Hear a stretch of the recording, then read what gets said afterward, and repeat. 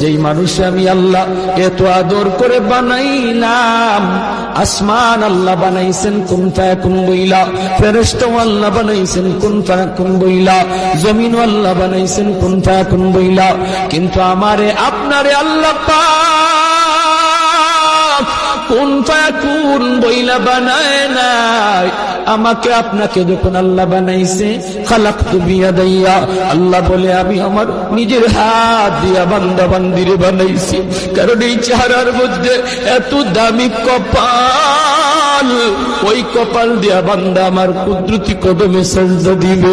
এই কপালটার এত দাম, এই কপাল কুন ফায়াকুন বললে হয় না, এই কপাল ফেরেশতাদের হাতে বানাইলেও হয় না, আমি আল্লাহ নিজের হাতে বানাইছি। আল্লাহ পাক কই আমি আল্লাহ দেখি জমিনে কেমন অন্যায় হয়, অত্যাচার কেমন জুলুম